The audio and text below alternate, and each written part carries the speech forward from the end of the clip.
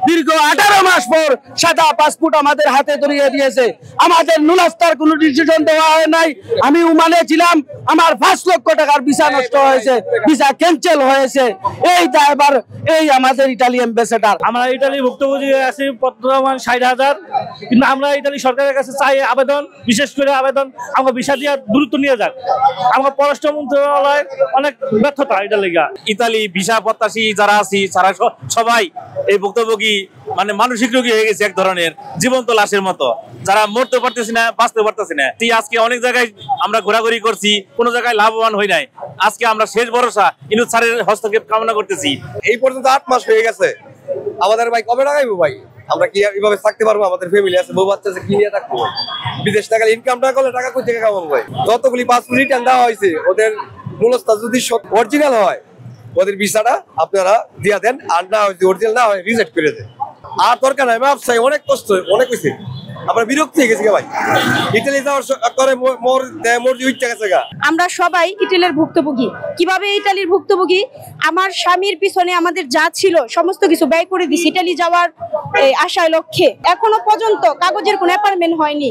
বিশ্বের কোনো রাষ্ট্রে বা দেশে আমরা জানি না যে এতদিন অবধি ভিসা ইটালির ভিসার মতো মানে আটকে রাখে। ডাক্তার ইউনুস সাহেবের স্যারের কাছে আসছি যেন আমাদের ভিসাটা খুব দ্রুত দিয়ে দেয়। দীর্ঘ 18 মাস পর সাদা পাসপোর্ট আমাদের হাতে ধরিয়ে দিয়েছে। আমাদের নুলাস্তার কোনো ডিসিশন দেওয়া হয় নাই। আমি ওমানে ছিলাম, আমার 5 লক্ষ টাকার ভিসা নষ্ট হয়েছে, ভিসা ক্যান্সেল হয়েছে। এই দায়ভার এই আমাদের ইতালি অ্যাম্বাসেডর। আমাদের ইউনুস স্যারেরই ক্ষমতা আছে, ইনশাআল্লাহ আমরা এই বিশ্বাস করি।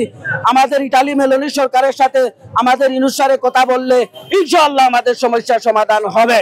আজকে 2 বছর যাবত ইটালির ভিসার পিছনে থেকে আমার কাতারের ভিসা নষ্ট হলো, আমার টাকা পয়সা সব শেষ। আমি আজকে রাস্তায় এসে দাঁড়াইছি।